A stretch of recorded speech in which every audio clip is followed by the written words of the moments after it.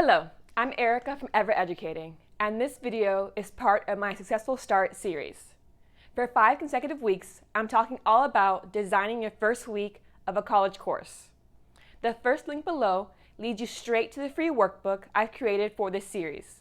It's over 60 pages long, so make sure to download it if you haven't already. It's right there. On this channel, I'm talking all about how students have responded to the materials I've created for my courses.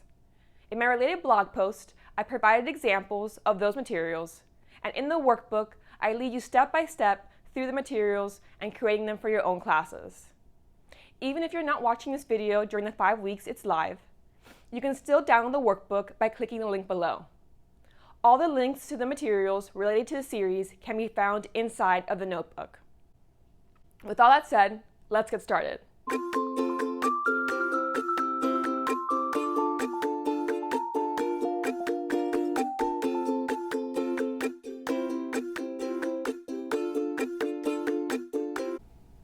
In the section of the workbook that goes along with this topic, I described 7 different icebreakers that I used in my classrooms. In today's video, I thought I'd offer some insights into how students respond to these particular icebreakers. But I also want to touch upon the importance of making sure your icebreakers are inclusive to all types of students. For example, I mentioned in the workbook that my favorite icebreaker is the class bingo.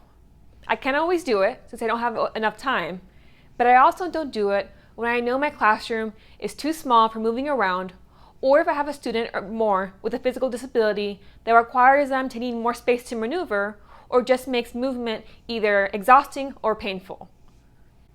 Bingo is definitely not a common icebreaker, which makes it better for students that are tired of the same old icebreakers they are required to take part in various classes.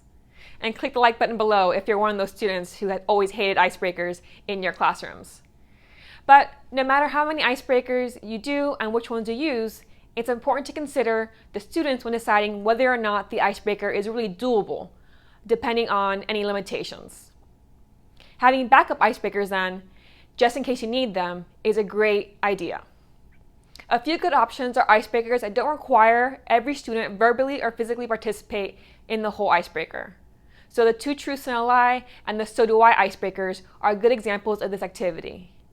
In my experience, students tend to get very creative when doing 2 truths and a lie, but it can also confuse them if they're unfamiliar with the game. With any icebreaker you do then, I suggest repeating the instructions at least twice and asking if there are any questions before you begin.